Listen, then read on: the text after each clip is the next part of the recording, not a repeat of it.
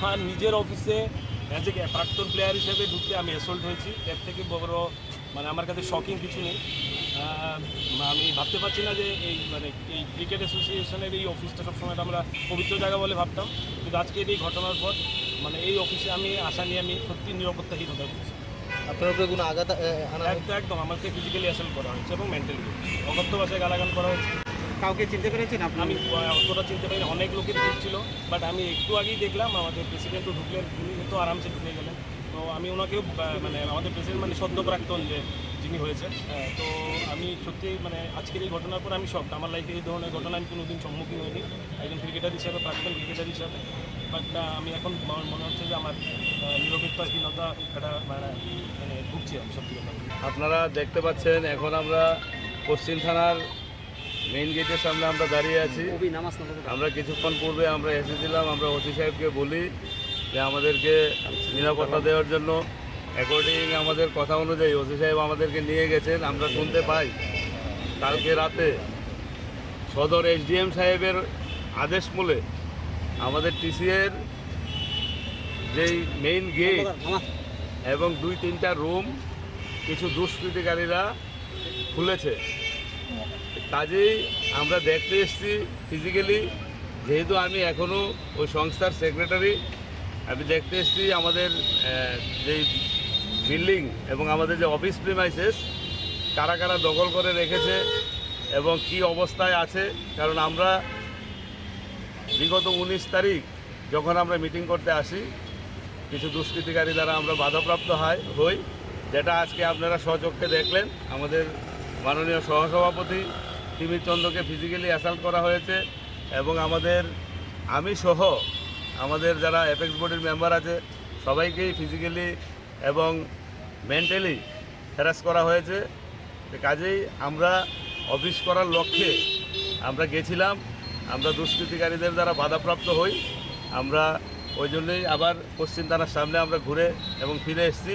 আমরা ওসি সাহেব এবং সদর এসডিপিও সাহেবকেও আমরা অনুরোধ জানাবো অতি দ্রুত যেন ওদের বিরুদ্ধে ব্যবস্থা নেওয়া হয় এবং আমাদের অফিস প্রিমাইসেস যেন আমাদের ফিরিয়ে দেওয়া হয় এবং আমাদের যিনি প্রাক্তন প্রেসিডেন্ট ছিলেন, আমার মনে হয় ওনার নেতৃত্বে এইসব দুষ্কৃতিকারীরা এইসব ধরনের ঘটনা ঘটছে।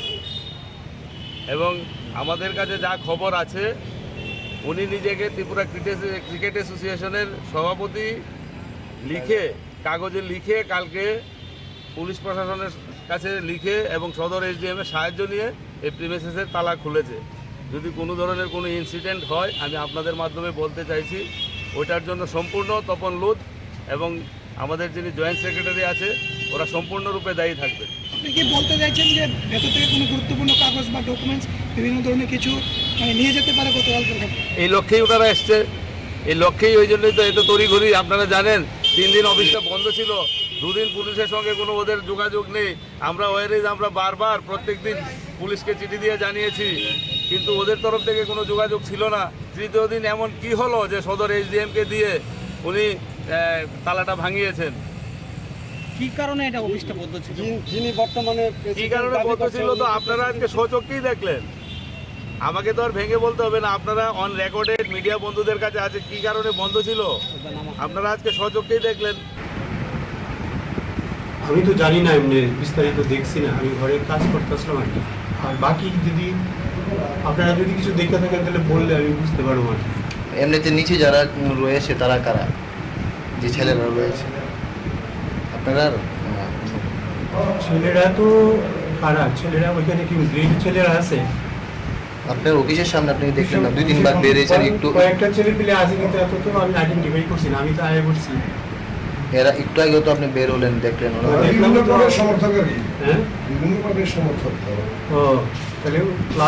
ক্লাবের নিব আর কি।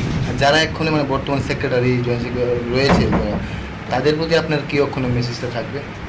তারা কি অফিসে আসতে পারবে না?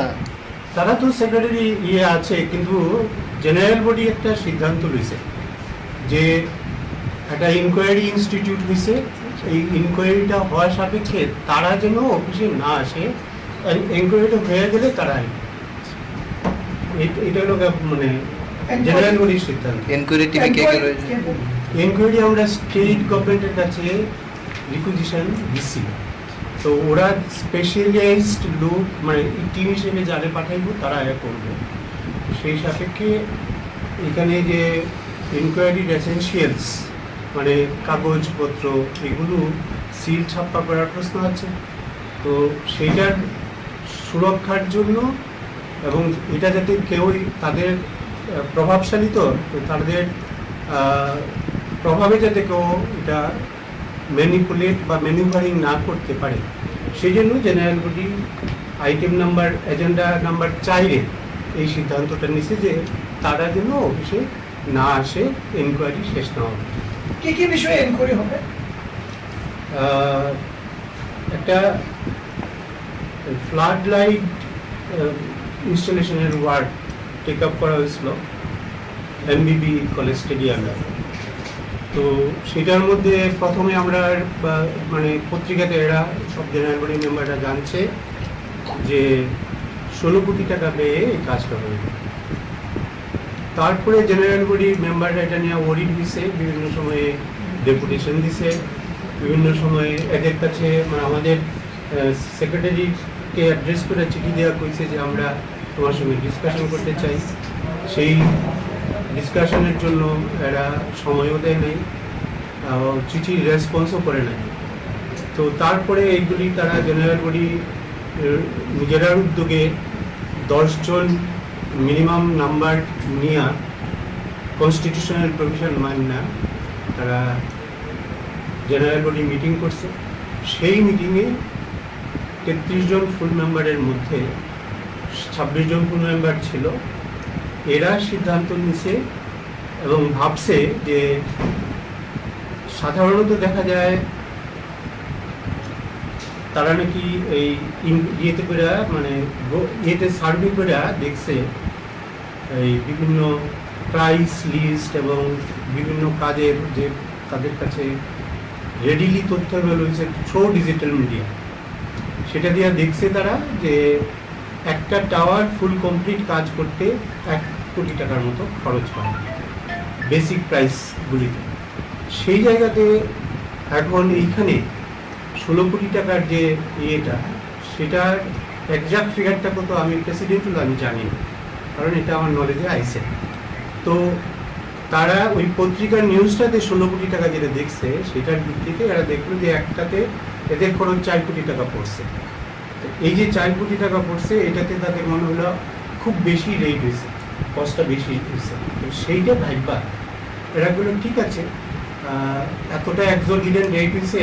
এক সময় আমাদের কমিটিও ইয়েতে মিডিয়ার সামনে কইছে যে না আমরা যে রেটটা দিচ্ছি সেটা রিজনেবল রেট, তো যদি ইয়ে হয় ইনভেস্টিগেট হয় আমাদের কোনো আপত্তি নেই। তো সেই হিসেবে জেনারেল বডি এই এনভায়রনমেন্টটা যেহেতু আনরেস্টেড এনভায়রনমেন্ট এটারই কেন্দ্রবিন্দু, সুতরাং এইটার জন্য একটা ইনকোয়ারি চাইছে, এটাই অর্ডার করছে। এবং এই অর্ডার করার সাপেক্ষে সেক্রেটারি, ভাইস প্রেসিডেন্ট এবং ট্রেজারার এরা তো কি পার্সন কইছে যে তোমরা অফিসে আয়ো না যতক্ষণ পর্যন্ত এই ইনভেস্টিগেশনটা কমপ্লিট। এই একটা স্যার আরেকটা বিষয় হচ্ছে যে বর্তমানে যিনি একজন সেক্রেটারি উনি একটু আমাদের বললেন যে আপনার রেসিপশনশিপ নেই, এই ব্যাপারটা কীভাবে দেখছি? এটা কি হতে পারে যে একটা ইলেক্টেড প্রেসিডেন্ট ফট করে আরেকজন সিদ্ধান্ত নিতে পারে? আপনাদের কনস্টিটিউশনে কি রয়েছে? আমি প্রেসিডেন্ট নেই কি বলেছে সেক্রেটারি এক্স্যাক্টলি কি বলেছে বলুন? বলছে মানে আপনার 7টা কারণে তা আপনাকে যে কমিটি রয়েছে সেই কমিটি আপনাকে মানে বাতিল করে হয়। আমাকে কোনো কারণ দর্শায়নি তো। আমার 7টা কারণে 7টা কারণে তার মধ্যে একটা হচ্ছে আপনার 70 বছর হয়ে গেছে, না আমার তো রয়েছে আসলে এখনো 60 পাইনি। একটা হচ্ছে আপনি নমিনেটেড কর্পোরেটর আগরতলা পৌর নিগমের। নমিনেটেড কর্পোরেটর কোয়ালিফাইড না, এটা কোথাও লেখা আছে আমাদের আইনে? আপনারা দেখুন কোন আইনটা আছে।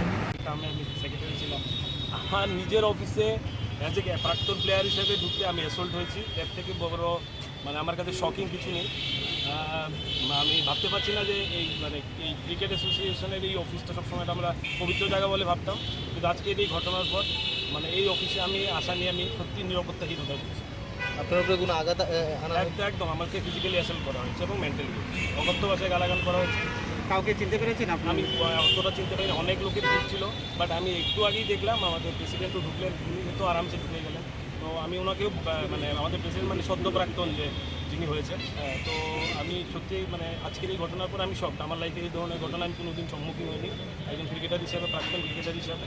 বাট আমি এখন মনে হচ্ছে যে আমার নিরপেক্ষহীনতা একটা মানে ভুগছি আমি সত্যি কথা। আপনারা দেখতে পাচ্ছেন এখন আমরা পশ্চিম থানার মেইন গেটের সামনে আমরা দাঁড়িয়ে আছি। আমরা কিছুক্ষণ পূর্বে আমরা এসেছিলাম, আমরা ওসি সাহেবকে বলি যে আমাদেরকে নিরাপত্তা দেওয়ার জন্য অ্যাকর্ডিং আমাদের কথা অনুযায়ী ওসি সাহেব আমাদেরকে নিয়ে গেছেন। আমরা শুনতে পাই কালকে রাতে সদর এসডিএম সাহেবের আদেশ মূলে আমাদের টিসিএর যেই মেইন গেট এবং 2-3টা রুম কিছু দুষ্কৃতিকারীরা খুলেছে। কাজেই আমরা দেখতে এসেছি ফিজিক্যালি, যেহেতু আমি এখনও ওই সংস্থার সেক্রেটারি, আমি দেখতে এসেছি আমাদের যেই বিল্ডিং এবং আমাদের যে অফিস প্রিমাইসেস কারা কারা দখল করে রেখেছে এবং কি অবস্থায় আছে। কারণ আমরা বিগত 19 তারিখ যখন আমরা মিটিং করতে আসি, কিছু দুষ্কৃতিকারী দ্বারা আমরা বাধাপ্রাপ্ত হই, যেটা আজকে আপনারা স্বচক্ষে দেখলেন। আমাদের মাননীয় সহসভাপতি তিমির চন্দ্রকে ফিজিক্যালি অ্যাসাল্ট করা হয়েছে এবং আমি সহ আমাদের যারা অ্যাপেক্স বডির মেম্বার আছে সবাইকেই ফিজিক্যালি এবং মেন্টালি হ্যারাস করা হয়েছে। কাজেই আমরা অফিস করার লক্ষ্যে আমরা গেছিলাম, আমরা দুষ্কৃতিকারীদের দ্বারা বাধাপ্রাপ্ত হই। আমরা ওই জন্যই আবার পশ্চিম থানার সামনে আমরা ঘুরে এবং ফিরে এসেছি। আমরা ওসি সাহেব এবং সদর এসডিপিও সাহেবকেও আমরা অনুরোধ জানাবো অতি দ্রুত যেন ওদের বিরুদ্ধে ব্যবস্থা নেওয়া হয় এবং আমাদের অফিস প্রিমাইসেস যেন আমাদের ফিরিয়ে দেওয়া হয় এবং আমাদের যিনি প্রাক্তন প্রেসিডেন্ট ছিলেন, আমার মনে হয় ওনার নেতৃত্বে এইসব দুষ্কৃতিকারীরা এইসব ধরনের ঘটনা ঘটছে। এবং আমাদের কাছে যা খবর আছে, উনি নিজেকে ত্রিপুরা ক্রিকেট অ্যাসোসিয়েশনের সভাপতি কাগজে লিখে কালকে পুলিশ প্রশাসনের কাছে লিখে এবং সদর এসডিএমের সাহায্য নিয়ে এই প্রিমিসেসের তালা খুলেছে। যদি কোনো ধরনের কোনো ইনসিডেন্ট হয়, আমি আপনাদের মাধ্যমে বলতে চাইছি ওইটার জন্য সম্পূর্ণ তপন লুদ এবং আমাদের যিনি জয়েন্ট সেক্রেটারি আছে ওরা সম্পূর্ণরূপে দায়ী থাকবে। আপনি কি বলতে চাইছেন যে ভেতর থেকে কোনো গুরুত্বপূর্ণ কাগজ বা ডকুমেন্টস বিভিন্ন ধরনের কিছু নিয়ে যেতে পারে গতকালকের ঘটনা? এই লক্ষ্যেই ওনারা এসছে, এই লক্ষ্যেই, ওই জন্যই তো এত তড়িঘড়ি। আপনারা জানেন 3 দিন অফিসটা বন্ধ ছিল, 2 দিন পুলিশের সঙ্গে কোনো ওদের যোগাযোগ নেই। আমরা আমরা বারবার প্রত্যেক দিন পুলিশকে চিঠি দিয়ে জানিয়েছি, কিন্তু ওদের তরফ থেকে কোনো যোগাযোগ ছিল না। 3য় দিন এমন কি হলো যে সদর এসডিএমকে দিয়ে উনি তালাটা ভাঙিয়েছেন। কি কারণে এটা অফিসটা বন্ধ ছিল? যিনি বর্তমানে কি কারণে বন্ধ ছিল তো আপনারা আজকে স্বচক্ষেই দেখলেন। আমাকে তো আর ভেঙে বলতে হবে না, আপনারা অন রেকর্ডেড মিডিয়া বন্ধুদের কাছে আছে কি কারণে বন্ধ ছিল, আপনারা আজকে স্বচক্ষেই দেখলেন। আমি তো জানি না, এমনি বিস্তারিত দেখছি না, আমি ঘরে কাজ করতেছিলাম আর কি। আর বাকি যদি আপনারা যদি কিছু দেখে থাকেন তাহলে বললে আমি বুঝতে পারবো আর কি। এমনিতে নিচে যারা রয়েছে তারা কারা, যে ছেলেরা রয়েছে আপনারা? ছেলেরা তো কারা, ছেলেরা ওইখানে কি গ্রেড ছেলেরা আছে আপনার অফিসের সামনে আপনি দেখলেন না 2-3 বার বেরিয়েছেন, একটু কয়েকটা ছেলে পেলে আছে, কিন্তু এত তো আমি আইডেন্টিফাই করছি না, আমি তো আগে করছি। এরা একটু আগে তো আপনি বের হলেন, দেখলেন ওরা। হ্যাঁ, ও তাহলে ক্লাবের নিব আর কি। যারা এক্ষুনি মানে বর্তমান সেক্রেটারি রয়েছে তাদের প্রতি আপনার কি ওখানে মেসেজটা থাকবে? তারা কি অফিসে আসতে পারবে না? তারা তো সেক্রেটারি আছে, কিন্তু জেনারেল বডি একটা সিদ্ধান্ত লইছে যে একটা ইনকোয়ারি ইনস্টিটিউট হয়েছে, এই ইনকোয়ারিটা হওয়ার সাপেক্ষে তারা যেন অফিসে না আসে, ইনকোয়ারিটা হয়ে গেলে তারা এটা হলো মানে জেনারেল বডির সিদ্ধান্ত। এনকোয়ারি টিমে কে কে রয়েছে? এনকোয়ারি আমরা স্টেট গভর্নমেন্টের কাছে রিকুইজিশন দিচ্ছি, তো ওরা স্পেশালাইজড লোক মানে টিম হিসেবে যারা পাঠাইবো তারা আগে করবে। সেই সাপেক্ষে এখানে যে ইনকোয়ারির এসেনশিয়ালস মানে কাগজপত্র এগুলো সিল ছাপ্পা করার প্রশ্ন আছে।